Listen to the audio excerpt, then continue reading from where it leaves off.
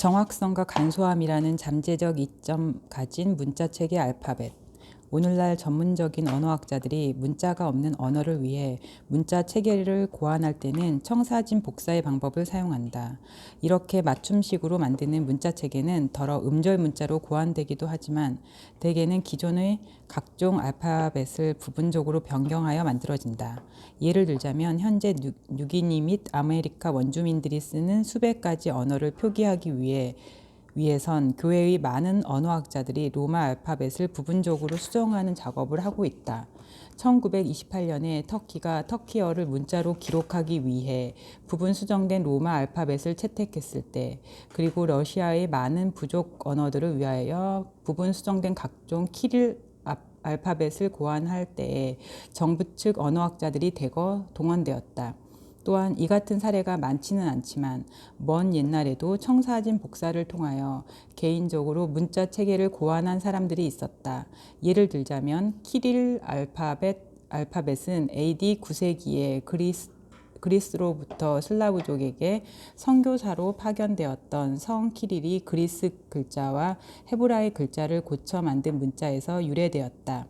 게르만계 언어로 된 문헌 중에서 지금까지 남아있는 가장 오래된 기록은 AD 4세기에 현재 불가리아의 서고트족과 함께 살았던 울필라스 주교라는 선교사가 창제한 고딕 알파벳으로 적혀 있다. 성 키릴의 발명품이 그렇듯이 울필라스의 알파벳도 여기저기서 빌린 글자들을 뒤섞여 놓은 것이다.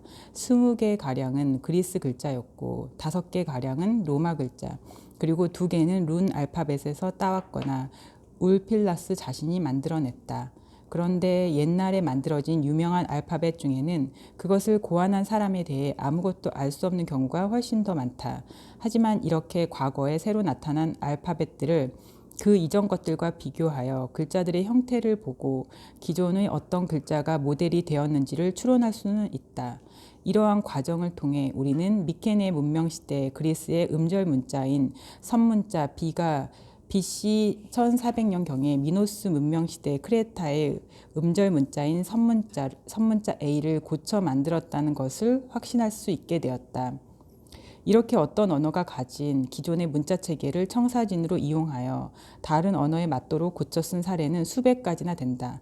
하지만 2개의 언어에서 사용되는 소리가 모두 일치하는 경우는 없으므로 필연적으로 몇 가지 문제가 생겼다. 어떤 소리가 문자를 빌려주는 쪽의 언어에는 있고 빌려오는 쪽의 언어에는 없을 때 물려받는 글자 중에서 그 소리를 나타내는 글자 또는 기호는 버려졌다. 예를 들자면 많은 유럽 언어에서 B, C, F, G, W, X, G 등의 글자로 표시되는 소리들이 핀란드어에는 없으므로 핀란드인들은 로마 알파벳을 받아들이면서 이런 글자들을 포기했다. 또한 이와 반대되는 문제도 흔히 발생했다. 빌려주는 쪽의 언어에는 없고 빌려오는 쪽의 언어에만 있는 새로운 소리를 나타내기 위한 글자들을 고안해야 했던 것이다. 이 문제를 해결하는 방법에는 여러 가지가 있었다. 구체적으로 2글자 이상을 임의로 조합하여 사용하는 방법, 기존의 글자에 자금 구별 부호를 덧붙이는 방법, 빌려오는 쪽의 언어에는 쓸모가 없는 기존의 글자들을 제멋대로 쓰는 방법, 그리고 아예 새로운 글자를 고안하는 방법 등이다. 로마 알파벳도 오랜 기간에 걸친 청사진 복사의 최종 산물이었다. 인류 역사에서 알파벳이 생겨난 것은 한 번뿐이었던 것으로 보인다. 그 시기는 BC 2000년에서 1000년, 주인공은 현대의 시리아로부터 시나이 반도에 이르는 지역에 살면서 셈어를 사용하던 사람들이었다. 역사상 모든 알파벳 그리고 현존하고 있는 모든 알파벳은 궁극적으로 이 셈 알파벳의 조상으로부터 유래되었던 것이다. 더러는 아이디어 확산을 통해 만들어지기도 했지만 대부분의 경우 글자 형태를 그대로 복사하거나 수정하여 만들어졌다. 이 같은 알파벳의 발달 과정은 이집트의 상형 문자까지 거슬러 올라갈 수 있다. 거기에는 이집트어의 자음 24개를 나타낼 수 있는 24개의 기호가 모두 갖추어져 있었다. 그 다음에는 그 밖에 어표, 한정, 부호, 기호 따위를 모두 버리고 이 자음들을 둘씩, 셋씩 짝지어 자음 알파벳만을 사용하는 것이 논리적인 다음 단계인데 이집트인들은 그렇게 하지 않았다.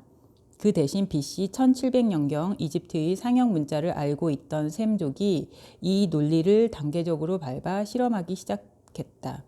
다른 기호를 포기하고 단자음을 나타내는 기호들만 사용하기 시작한 것은 알파벳을 다른 문자 체계와 구별해 주는 세 가지 중대한 혁신 중에서 첫 번째에 불과했다. 두 번째 혁신은 글자들을 고정된 순서대로 배열하고 각각의 글자에 기억하기 쉬운 알파벳을 붙여 알파벳을 암기하기 편하게 하는 일이었다. 영어에서 사용하는 이름들은 대개 아무 의미도 없는 단음절이다. 그러나 셈 알파벳에 붙여진 세모로 된 이름에는 의미가 있었다. 이 같은 세모 낱말들은 각각 그것이 지칭하는 셈 알파벳의 자음과 두음 법적으로 연결되어 있었다. 다시 말해서 각각의 사물을 가리키는 낱말의 첫 글자는 그 사물의 이름을 딴 글자이기도 했다는 뜻이다. 더욱이 셈 알파벳 글자들의 가장 오래된 형태는 그 사물을 묘사한 그림으로 보일 때가 많다. 이 같은 특징들 덕택에 셈 알파벳의 글자들은 형태, 이름, 순서 등을 기억하기가 쉬웠다. 영어를 포함하여 현대의 많은 알파벳들은 3000년이 넘도록 약간의 변화 이외에는 원래의 순서를 그대로 유지하고 있다.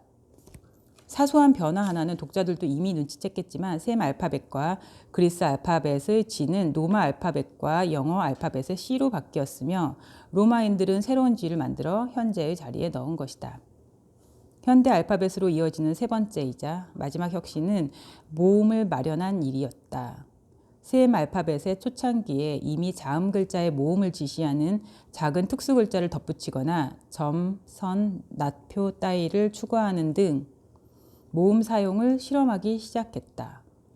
BC 800년에서 700년에 그리스인들은 자음에 사용되는 글자들과 동일한 유형의 글자들을 가지고 모든 모음을 체계적으로 표시하기 시작한 최초의 민족이 되었다.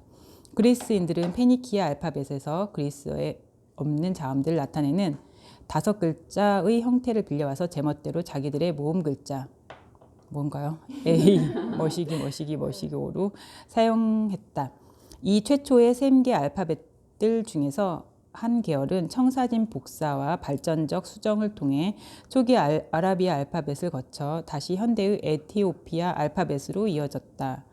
그보다 훨씬 더 중요한 또 하나의 계열은 페르시아 제국의 공문서에 사용되었던 아랍어 알파벳을 거쳐 현대의 아랍어, 헤브리아어, 인도어, 동남아시아어 등의 알파벳으로 발전했다. 그러나 유럽이나 미국의 독자들에게 가장 낯익은 계열은 BC 8세기 초엽 이전 페니키아 알파벳과 그리스 알파벳으로 이어졌다가 거기서 다시 BC 8세기 동안의 에트루리아 알파벳으로